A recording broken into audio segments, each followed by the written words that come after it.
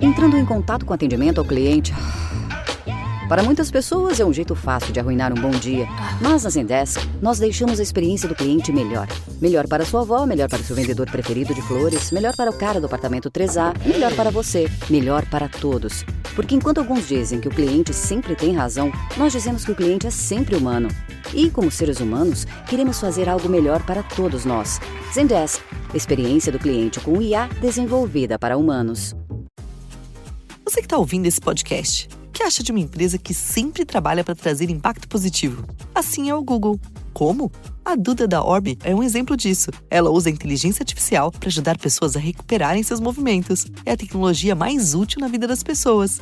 E tem o Jefferson da Tributei, que usa inteligência artificial para facilitar o dia a dia das empresas. Eles e milhares de empreendedores geraram mais de 188 bilhões com as plataformas do Google. Tem que ser bom para todo mundo.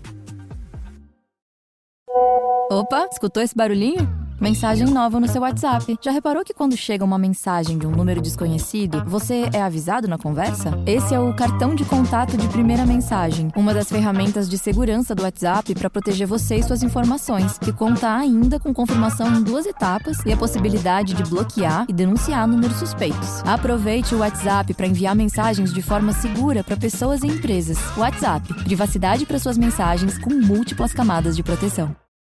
Here I'm a federal fugitive, and I'm still selling drugs at the height of the war on drugs, thinking I'm going to get away with this. So the Midwest Fugitive Task Force were like hot on my trail.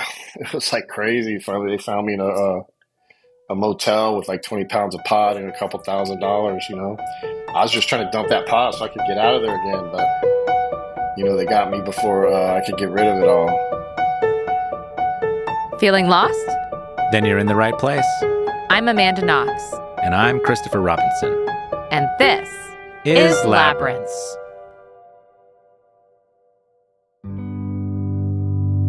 Military brat, LSD kingpin, fugitive on the U.S. Marshal's top 15 most wanted list, writer behind bars, journalist, and filmmaker are all roles Seth Ferranti has filled at one point in life.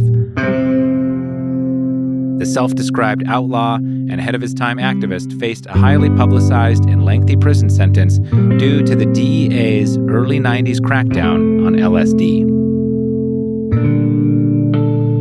My name's Seth Ferranti. I got a 25-year sentence when I was 22 for selling cannabis and psychedelics, and now I make films.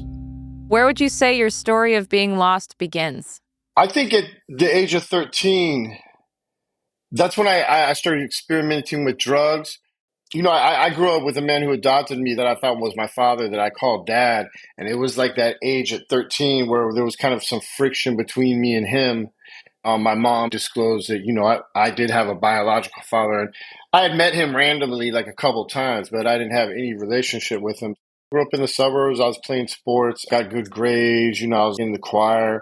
Whatever, if you want to call that emotional angst or that discovery, that was kind of like the tipping point.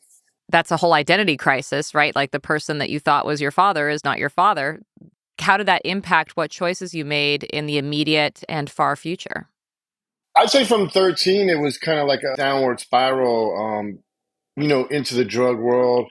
I never considered myself an addict, although society might have branded me an addict. But I was doing like cannabis and psychedelics, which I've always found like spiritual, medicinal. I mean, it was illegal, so I went down that criminal side of the road, and I was reckless. I didn't really care. Luckily, I never got into like hard drugs because kind of the psychedelics, counterculture, the deadhead community, that was kind of my scene.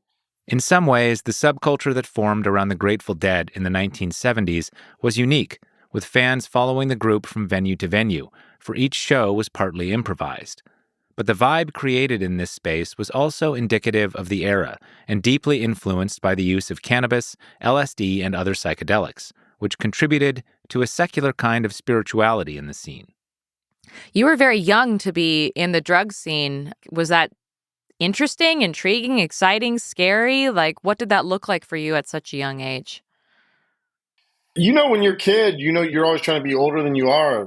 I was dealing with this, you know, identity crisis or betrayal from 13, and I was kind of self-medicating with cannabis and other drugs. I was money motivated, so that played a big part. And really, I didn't care. I didn't care about myself. What do you mean you didn't care about yourself? If you feel people didn't care about you or people didn't tell you the truth or if something was hidden from you, it makes you feel like maybe you're worthless. Hmm. It was like a rebel without a cause, but I did have a cause in a way because I was a cannabis psychedelic supporter. I feel justified in a way, because of where we're at today, 30 something years later. Certainly. Yeah. I mean, I think you're right that you took a very particular route into the alternative medicine world.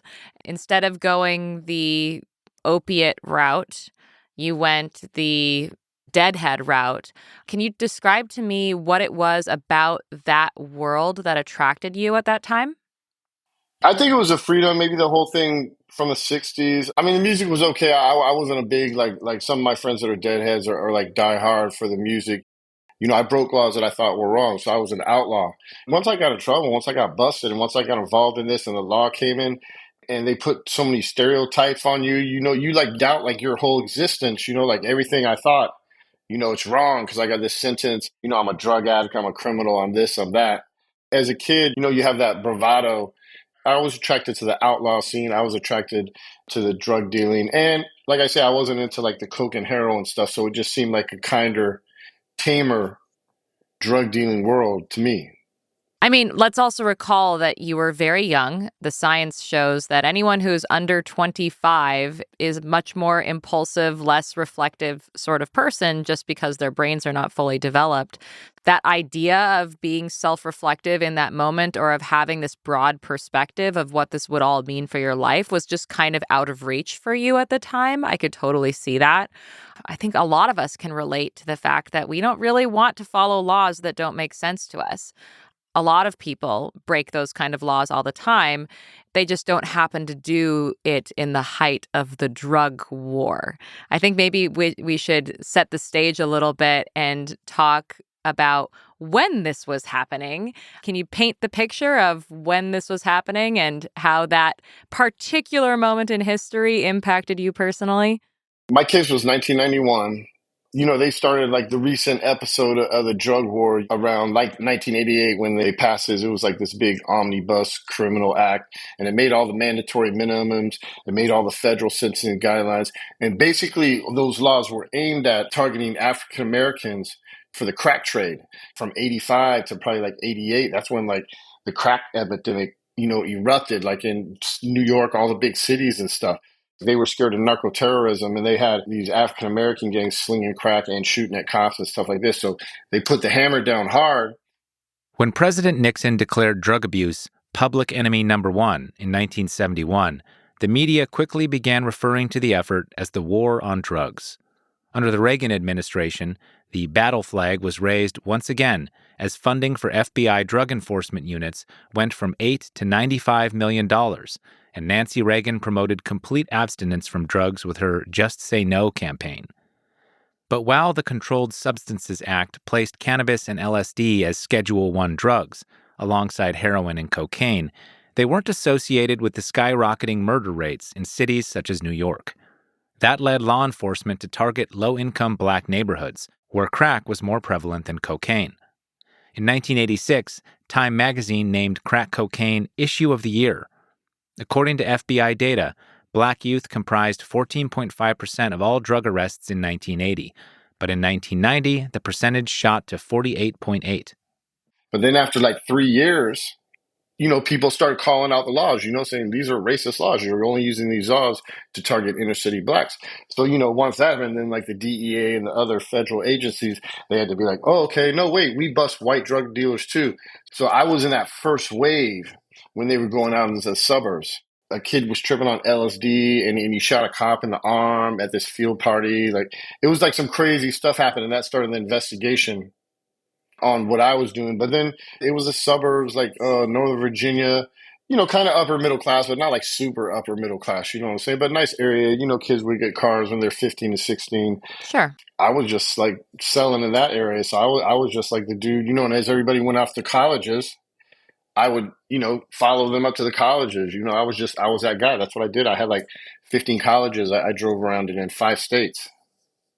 And so, it was probably inevitable. So, bad timing. I had no idea because, I was in the suburbs. I was like, okay, whatever that stuff's happening, it doesn't really happen out here. People don't have guns. It's not violent. There's not gangs. But, I was wrong. So they came and got me and put the hammer down on me too. Chapter 1, you get caught.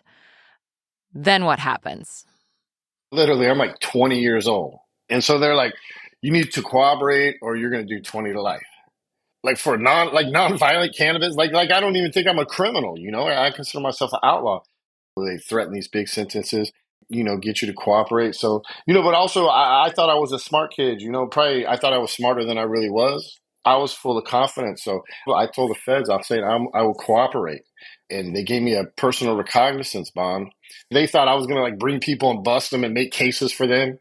They thought I was like, I don't know, the golden goose. I gave them lip service to get out. And then as soon as I could, I took off.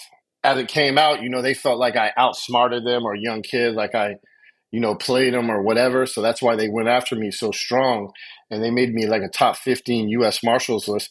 I don't carry guns. I got no violence, like nothing. I'm just like this weed LSD dealer at colleges. And all of a sudden these dudes like make me top 15. Mm-hmm. And it was all out of retribution because I left a black mark. Before fleeing Virginia, Ferranti had one last job to do: fake his death.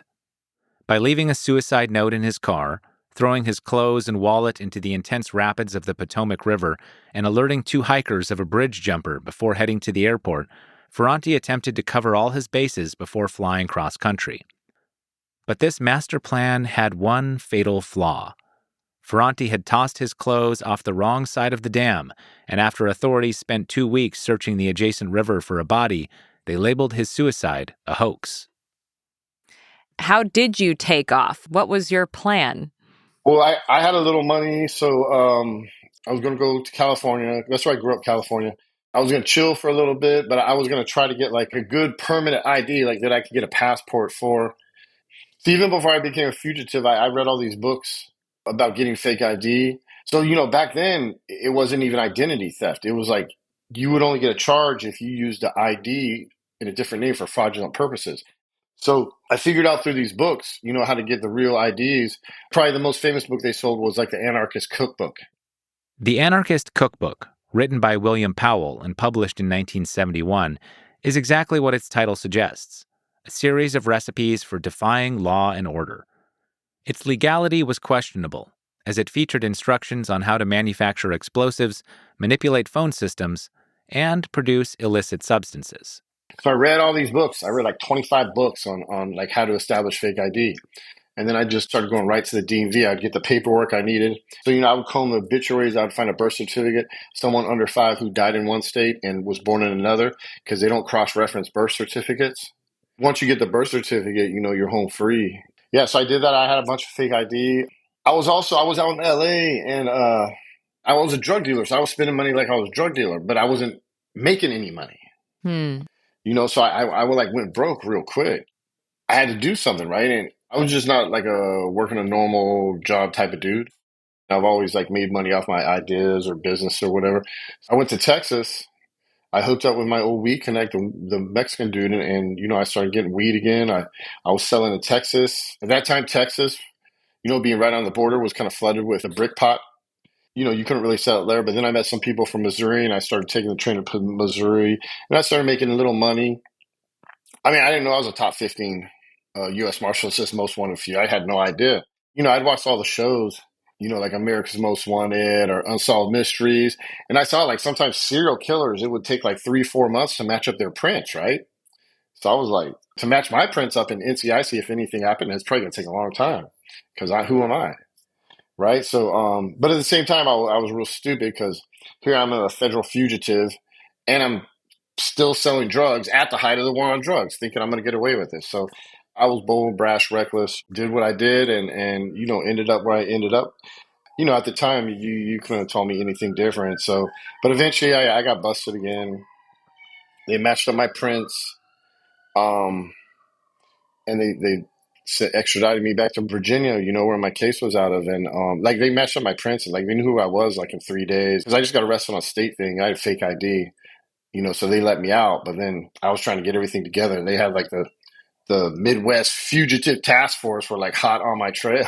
It was like crazy. Finally, they found me in a motel with like 20 pounds of pot and a couple $1,000, I was just trying to dump that pot so I could get out of there again, but they got me before I could get rid of it all.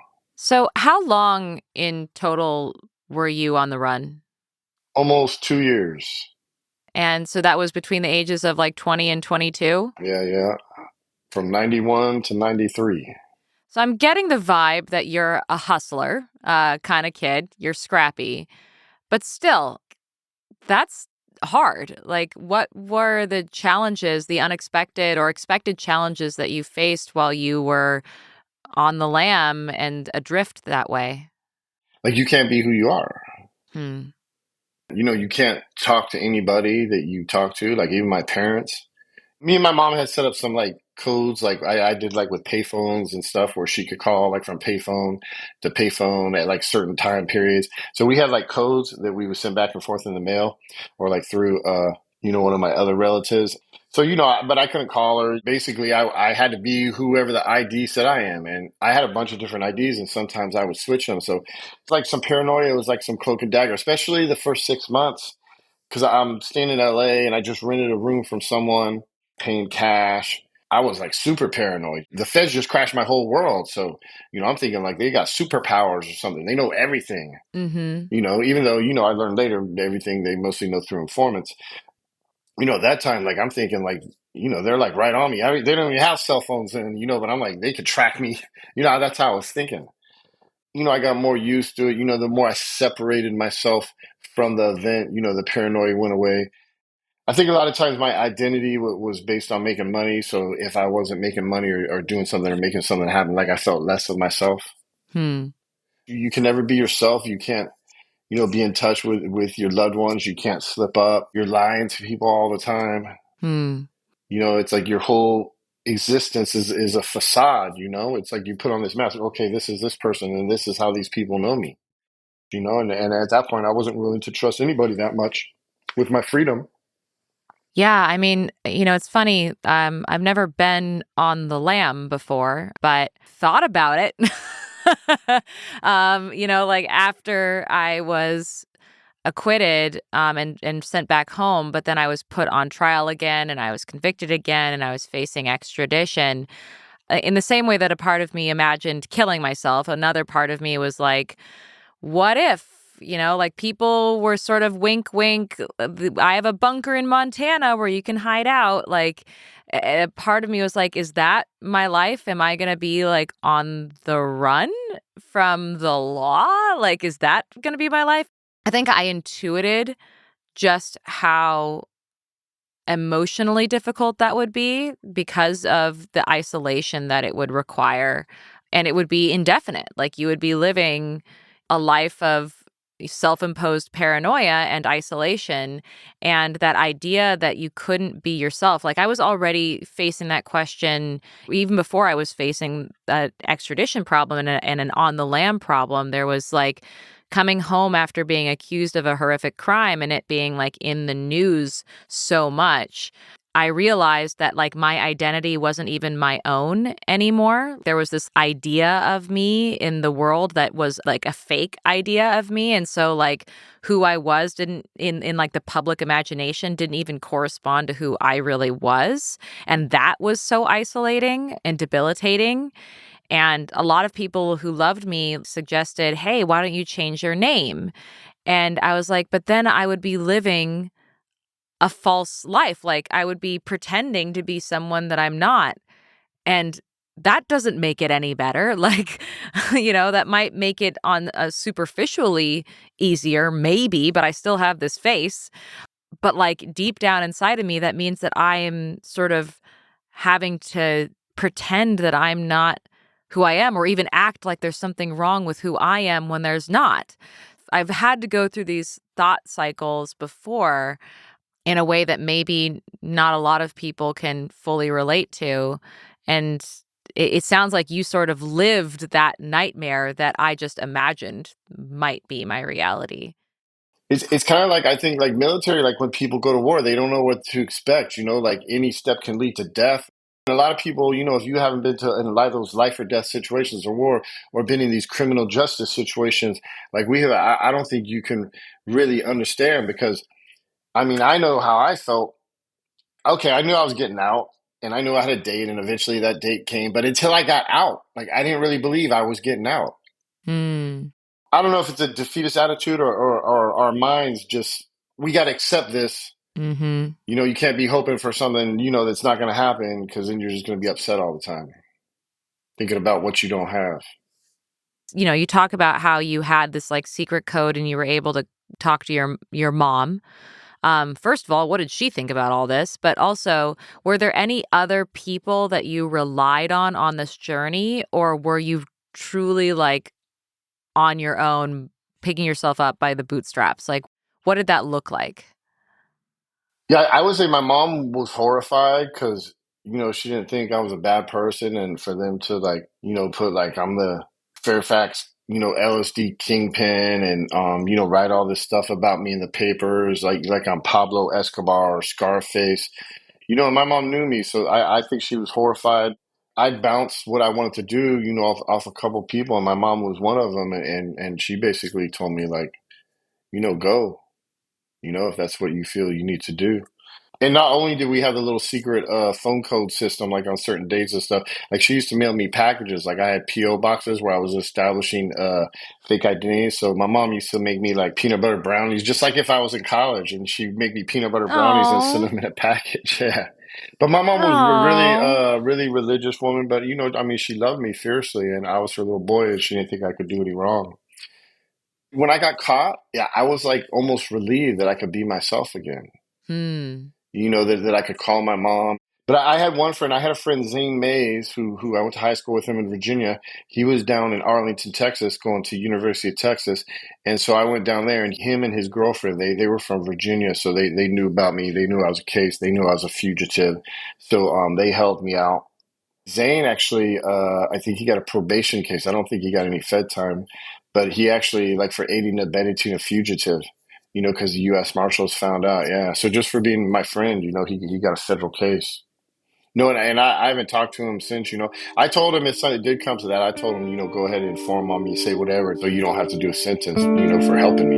And you haven't talked to him since. I've never talked to him. You know, people move on with their lives. I was in prison for so long. In 1993, Seth Ferranti was finally caught. He was extradited back to Virginia, and his fugitive life came to an end.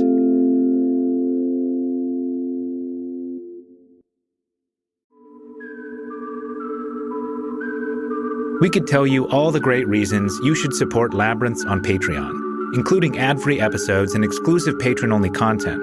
But why not hear it direct from a listener? Hi, my name is Allie, and I joined Labyrinth's Patreon because there's nowhere else that you can explore the ebbs and the flows of humanity with the kind of truth and grace that you can get with Labyrinths. There really isn't anywhere else you can get that. Visit patreon.com/Knox Robinson. At trial, prosecutors claimed Ferranti had sold 100,000 hits of LSD within 3 months. He pled guilty, and at 22 years old, he was convicted on one of the highest drug charges in the U.S., Code 848, Continuing Criminal Enterprise, which holds a minimum 20-year sentence.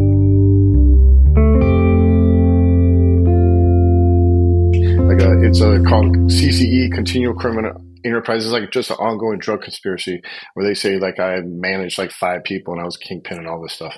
But since I fled and I didn't testify against anybody or cooperate with them, they gave me obstruction of justice. So that added 52 more months to my sentence. So I got 292 months. That's like 24 years and something. What did it feel like when you got that sentence? Oh, well, when you get it, right? Because they say it like that, like 292, right? So they're like 292 months. And I'm like, oh, 292 months. And I'm like, that's not bad. But then I'm like, wait, I'm like 12. How many 12s are in 292? Like, that's Yeah, not, yeah. you know, and then once I figured it out, it was like, you know, 24 years, 8 months or something like that. I don't know. But, yeah, I was like, man, you know, because I was 22. That was like, I had more time than how old I was. And they weren't done. They came with another 4-count indictment for when I was a fugitive for like a failure to appear, fraudulent use of ID because they didn't have identity theft. I pled guilty to the failure to appear and to the fraudulent use of ID. And they gave me 12 more months. And they didn't even run that 12 months concurrent. They run it consecutive. So then that got me up to 304 months, which was 25 years, 4 months when I was 22. And the feds, you got to do 85% of your time. So what did that mean? That I had to do like, I don't know, 22 years. Did you do 22 years? I did 21. I got 10 months off for this drug program at the end. So yeah, I did 21. So I did almost 85% of my time.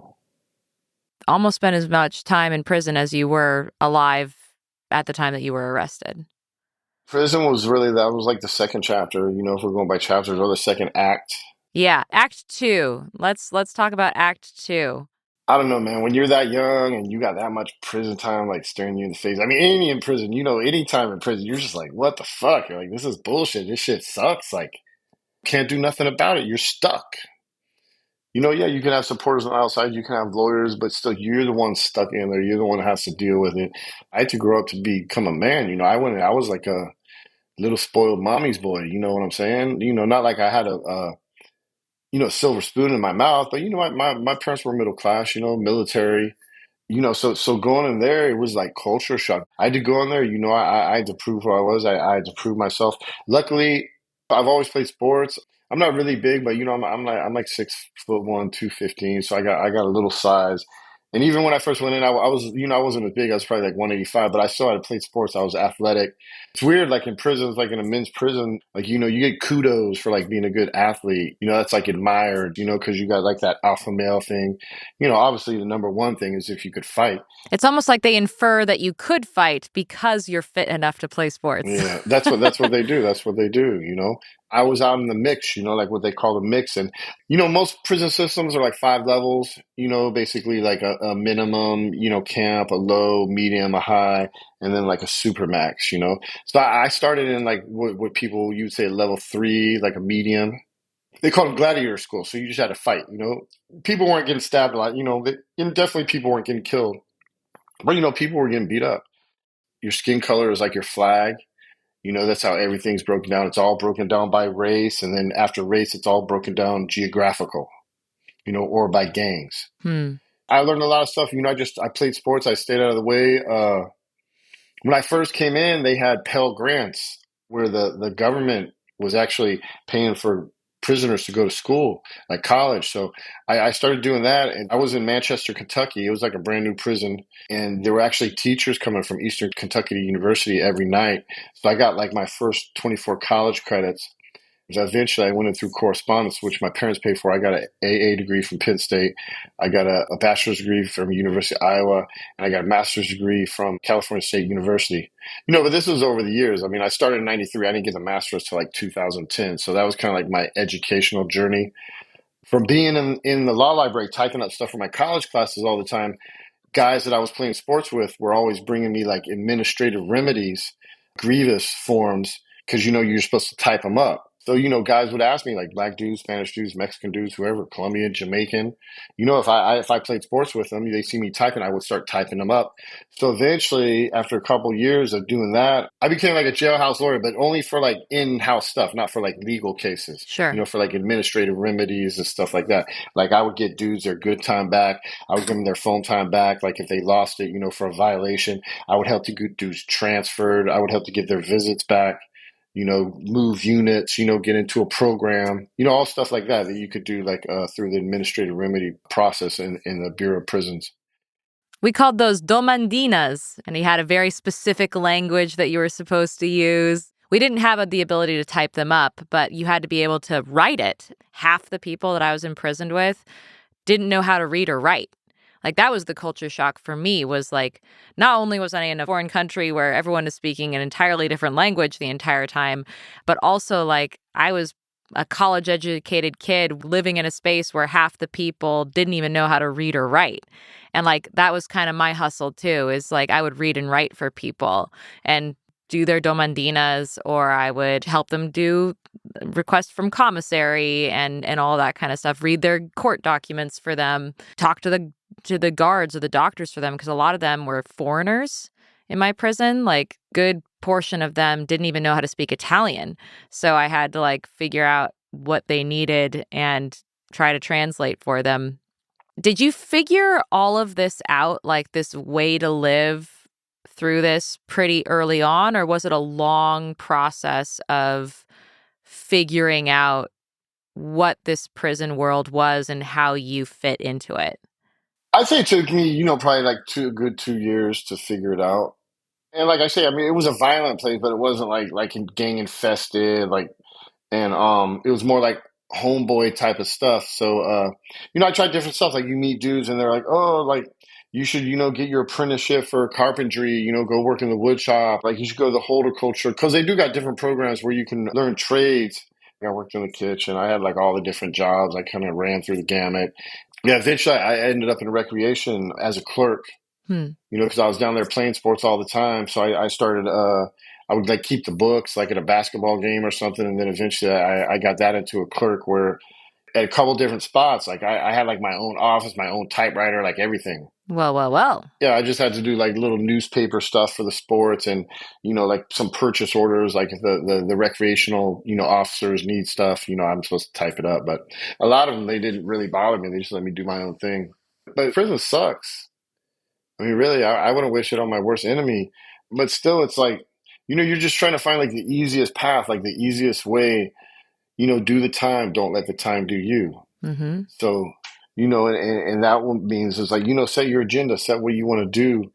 So I kind of like with my education and working out and everything else, even helping people, that was my giving back to the community.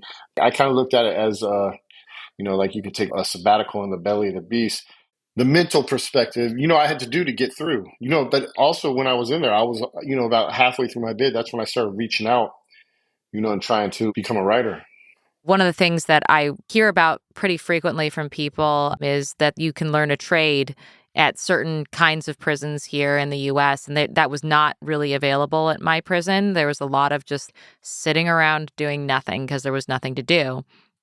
There were people I would describe what a typical day for me would look like and like what I would do to occupy the time. And I'd be like, well, I do a bunch of reading. I go outside for an hour or two when we have the, aria, when we can go to the yard. I'll go and run for an hour or two. And then I go back to my room and I read some more. Then lights out happens. I did a lot of reading. And like, there are some friends of mine who were like, man, I know you're in prison, but that sounds kind of great. I would love to have time to read. And I always was like, well, that's one way to look at it. And I also would not wish prison upon my worst enemy. And I think when people hear about things like horticulture class or, the wood shop or lots of time to do reading, they think, oh, like it's just like taking a sabbatical. Can you talk about the other side of that sabbatical and what it is that you do not wish upon your worst enemy of that experience? No privacy, like zero privacy. Sometimes like bathroom stalls don't even have doors, sometimes showers have like a wall that covers like half your body, if that, like your private areas. Like being in a prison block is like, I tell people it's like the din of a stadium, the constant noise, the constant hum of people talking and it reverberating off the block, or the bars or the stone or the walls or whatever. It's just like constant. Yeah, I wore earplugs all the time. Yeah. It just doesn't go away. It doesn't matter what, it's a prison thing. It doesn't matter what prison you're in, what county jail. Because I've been in a ton of county jails, I've been in a ton of transit units, and I've been in 8 different federal prisons. It doesn't matter where you're at. You're not a person in there. You're a number. Like I will know my federal prison registration number for the rest of my life. 18205-083. I can repeat that back just like I can say my name, my birthday, my social security number. I will never, ever, lose that, because in there, that's what you are. You're just a number. You're not a name. You're not a person. That's like they want to know, like, what's your number? What's your number? Inmate number, comes back to that identity thing, and they want to strip your identity away. They just want you to be a name. You're not a name, a number. Everybody wears the same type of clothes, same colors. Even at commissary, you can only get the same stuff. I mean, the food is awful. I mean, the conditions are awful. I mean, there's some okay people in prison. I have some good people in prison I still correspond with, but there's a lot of scammers. There's a lot of people that are no good. There's a lot of people that try to beat you for your last dollar. I mean, it's degrading, it's dehumanizing, especially like when they put you in transit or they move you in and out of some place, or even when you go to court, just all the strip searches. You got to change clothes, get stripped. You got to bend over, cough, like just all the stuff, man. It's like degrading. What you got to go through. I understand why they have those security measures because a lot of prisoners try to bend the rules or do whatever they can and exploit the system. But I mean, that's what criminals are going to do when you cage them up. They're not going to stop being criminals. I was at USP Lewisburg, which is a famous prison. It's known as like a transit. They run people like it's a transit place. And they would run us through the R&D, like the receiving and discharge, and they would make us all strip at once. So you would have like a whole bus full, like 40 dudes standing in line, like super close to each other. You know what I'm saying? Because they only give you a small spot because they got to see everybody. Butt naked, waiting, to get strip search, bend over, cough, and then you go through the other side of R&D and they give you some clothes and lock you. But dogs are treated better. One of the things that was really hard for me, and I'm curious if you felt this, it felt like prison made my world and my possibilities in life so small, and it really limited the kind of like meaningful relationships that I could have. Because even as much as like my family did everything that they possibly could to be there for me, the reality was I only got one 10-minute phone call a week, and I only got 6 hours of visitation a month, and only certain people could even come and visit me. And it felt like my life had been like lost down in this like deep, deep hole where no one could reach me. And as time went on, they would only drift further and further away. And then like, because my world was so small and I only had what was available to me within this very limited environment, when I finally would get out, I would be so estranged from the reality that I had been away from that I felt like I would never really fit in again. And I would have lost some of the things that I had really hoped for in my life. Like, I was a 20-year-old facing a 26-year sentence. I was like, well, that means I'm never going to be a mom because let's be real, like I have a clock on that. And that was something that was so important to me that was gone. And like, who would want to marry me and start a family with somebody who was convicted of murder and like got out when they were 46 years old? Like all of those things were going on in my head. And that feeling of like deep grief for the life that could have been led was something that stayed with me. And I'm curious to know if you felt impacted similarly.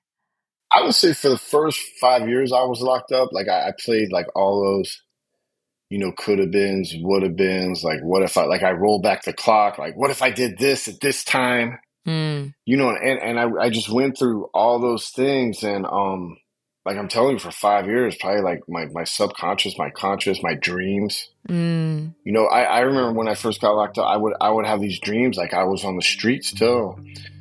Doing whatever, sometimes doing some reckless stuff, chaotic, whatever. But like I was out there and it'd be like this bullet ride and it seemed so real, then when I would wake up in a prison and I would think that was like a dream. But I think after 5 years, I just kind of accepted it. I was like, this is my lot in life. Like what can I do?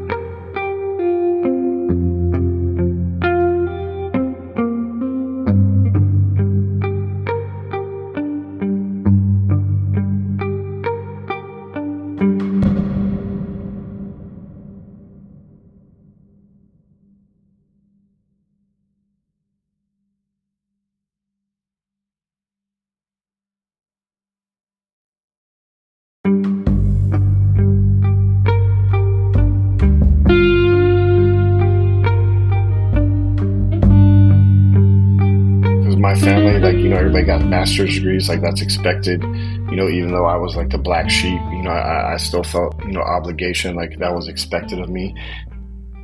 Also I got into the writing. I think that acceptance kind of, gave me a stage. I was just like, I can't dwell on this. I got to live here. I got to be here now. If I want to be a writer, I got to learn to be a writer from these college courses, and I got to start writing and, I got to get the word out.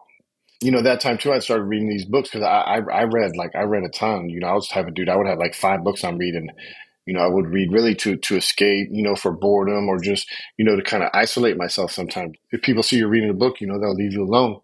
But the reading the books led to my writing. My first 2 years, I read a lot of books like on prison, like prison literature, like every prison book I could find. I would call my mom and ask her to, get it from the bookstore and send it, or even like other prisoners had a lot of stuff. So, and we had a library too, and you could do like interlibrary loans. So I was just reading like In the Belly of the Beast, Jack Henry Abbott, Soledad Brother, George Jackson, Life from Death Row, just any. I was just like reading, as much prison literature stuff about prison, because really it was almost like an education for me too. Because I'm the type of person, when I get into something, I just like immerse myself in it. So, kind of my reading about prison to kind of give myself some knowledge of what I was having to experience every day, with like, mafia dudes and gangbangers and gun thugs and mobsters, drug addicts, foreign nationals, cartel guys. This is who I had to deal with every day. So, yeah, I think I gave myself a grounding, and it inspired me to do my own writing. You mentioned earlier that up until the moment you were released, you didn't really feel like you would be released. And then one day you were. Can you tell me about that day? My wife picked me up. We cheated the system a little bit because, if you tell them you're going to go on the bus, like they give you more time. So, I said, or if you say my wife's going to pick me up, they'll give you like however many hours it takes to get there, but if you go at the bus, because the buses take longer, you get more hours. So, of course I said, yeah, I'm going on the bus. I need that 12-hour pass. And, my wife picked me up and, only took 5 hours to get, to where we had to go, but you got to take a little allowances. Seth met his wife, Diane, in St. Louis in 1993, the same year of his arrest. Diane didn't know Seth's real name at the time of his capture, but she remained with him throughout his sentence. The two tied the knot at Gilmer Federal Correctional Institution in 2005. I went right to the halfway house. It's like a work release. That was like the last 6 months of my sentence would be that. But, it's basically being free. I remember going into Walmart. And, like when you're in prison, you just do your commissary list and you put it in and they give you like whatever. And like you're lucky if you got a choice of like crunchy or creamy peanut butter, usually it's whatever they got. Right. Right. So I go there and I'm like in the peanut butter aisle and I'm just like looking and there's like so many choices and it was like a sensory overload. When I first got out, I didn't even want to go in stores because it was too many choices. I couldn't decide. I totally relate to that. I remember going to the store and just being like, oh my God, there are so many flavors of Top Ramen. Like, what is happening right now? No, it was crazy, right? It's like sensory. I mean, you just, for 21 years, I just write something and put it in a slot. Because like in a men's prison, I'm like a normal sized dude, because they got like big dudes. So, and like I say, I'm like 6'1", whatever, 215. But I'm like a normal sized dude in there, right? So when I got out, around women and children, a lot of women and children where I might be like only a couple men. And that was awkward for me at first. Just being around because I felt so big. I had a job out of the halfway house at a restaurant, and it was the dude who was the restaurant manager. He was actually an ex-con who one of my friends had hooked me up with to get a job here in the St. Louis area. But, I was a new guy, so I was always getting cut first. So usually after the dinner rush, I'd be cut by 9. And that's what I used to do a lot of times. I would go to like Walmart or a store, and I would just walk around to try to get myself used to like, looking at stuff and being around people. And I did that for like, probably like 3 months, like every night I would just stop in the store, walk around. I'm not even buying nothing. I'm just like walking around, like trying to get used to it. I did that too.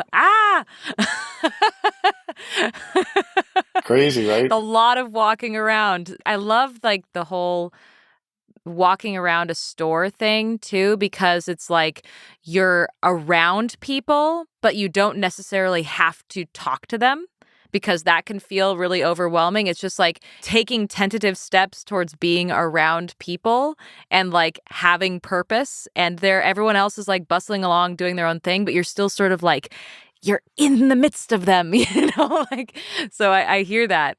I used to practice, like I would go up and like ask somebody like, where can I find this? Just to talk to like the store people, just to get used to it. You know what I'm saying? Yeah. And sometimes I might have to psych myself up. I like Mm-hmm. Go ask her, where's the peanut butter aisle? Or whatever. Yeah, because I didn't want to ask anybody nothing. Did you feel like an alien in the world? I mean, I know for me, and this may be peculiar to my situation because when I came home, there was like media following me around everywhere. So I definitely felt like I was still sort of like under the spotlight in a way, and I was still very estranged from the rest of humanity for a long time. But did you also carry that with you? Yeah, definitely different. Someone else has been in jail, you can relate to them because you've experienced something that, most of the population hasn't experienced. However much I want to block it out, compartmentalize it, whatever. I mean, that's 21 years of my life. And basically, like a hellhole that I did the best I can in. But, I do feel different because of those experiences. See, that's why a lot of my friends are like ex-cons, but, they're people doing stuff in entertainment or trying to do the right thing. I know a lot of people that are doing other stuff too, but I don't really associate with them. What life have you rebuilt on the other side of this experience? And do you feel lost still, or do you feel like you found your way? Yeah, I don't know. It seems like every time you feel like you're almost there and then you get lost again. I think that's just a life thing. It seems like no matter what you do or what you accomplish, it seems like you're always getting, knocked off or knocked down or for whatever reason, even if you only feel it yourself. I feel I've made some progress. I got out. I was already writing. I'd already published some books. I was already like a national, basically like kind of true crime journalist. So I came out to that. Print media, it just like since I got out, it just like went to nothing. What they pay you now, like I was getting paid more in prison. Now I don't know how these journalists make it now. Now they got AI is going to start writing everything for them. So I did books. I got 25 books out now. And then, I had a dream. I wanted to make film. I had an opportunity. I made this film, White Boy, about white boy Rick and the injustice of Rick Wershe's case, which is on Netflix, a documentary. I made it with this guy named Sean Reck in Transition Studios. I had access for the story and I had written about Rick's case on Vice News and some other places. It was based off like my work, but Sean took it and did amazing things with it. And, he kind of took me under his wing as a producer and a writer, taught me a lot. So it was an honor to learn under him. I mean, I got an education in documentary filmmaking that, on the business side and how to make them that you can't even get in college. So it led to other stuff, my own stuff, my own film studio, Outlaw Films, where I got 3 things on Amazon now. I got a beautiful film about a group of violence interrupters in North St. Louis called Nightlife, where we follow them around with cameras for like 2 years. I got this other film called Dope Men, America's First Drug Cartel, which is about the mafia and heroin. It goes all the way back to Prohibition and shows how the Italian mob was forming America's first drug cartel before Prohibition even ended. And I got another one called Psychedelic Revolution, The Secret History of the LSD Trade, which, goes back and looks at the discovery of LSD and how people thought it was like this wonder drug. And then, how it was outlawed in 1966 and then all, the outlaw stuff and the Grateful Dead. I'll probably be dropping like, 3 or 4 more things this year. So you're ever the hustler. Hey, I'm trying to build, man. I'm trying to build. I feel like I got a late start. I did what I can in there, but I feel that clock ticking too. I want to do narratives, I'm doing this true crime stuff right now because it's in my wheelhouse. It's what I've, experienced. It's what I've lived. It's the people I know and people are interested in it. But, in the next couple of years, I want to start doing narratives. I fashioned myself kind of like a Quentin Tarantino, Guy Ritchie, writer, director. So I want to do like crime films, but I want to take them in my worlds, my counterculture, the scenes I was involved with, kind of explore those. Like in a big Hollywood type film. What does your mom think about this chapter of your life? Sadly, my mom passed like last summer, but she was, she was enjoying my successes. She saw White Boy. She was really happy for me, and my mom, she always wanted to be a writer. She always thought she was going to be a famous writer, but then real life, kids and stuff, and motherhood got in the way. So, and she was from a different era too. She grew up in the 50s and the 50s and early 60s, where what women could or couldn't do, they were expected to be more in the house. She was always happy for me because that's what she wanted to be. You can find links to all of Seth Ferranti's films at guerrillaconvict.com and his writing in numerous publications such as Vice News, Rolling Stone, and the New York Times. He encourages you to leave film reviews as they bolster independent filmmakers. In the meantime, get lost with us. Find us on Twitter at Amanda Knox. At ManUnderBridge. You can learn more about our work and how to support it at amandaknox.com. And remember, if you're on the lam or living under a false identity, the feds can't track you by the 5-star review you leave for Labyrinths. Labyrinths is brought to you by Knox Robinson Productions. This episode was written and produced by us. Our managing producer is Andre Sapp. Our production assistant is Charlie Darnell. And our theme music is by Josh Budo Karp.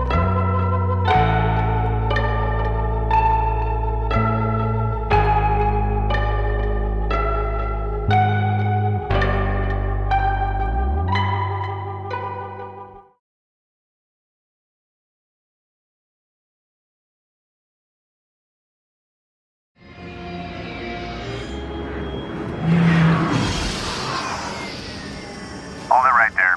Let me hear your ad. These aren't the ads you're looking for. These aren't the ads we're looking for. This podcast is listener-supported. This podcast is listener-supported. Visit patreon.com/Knox Robinson.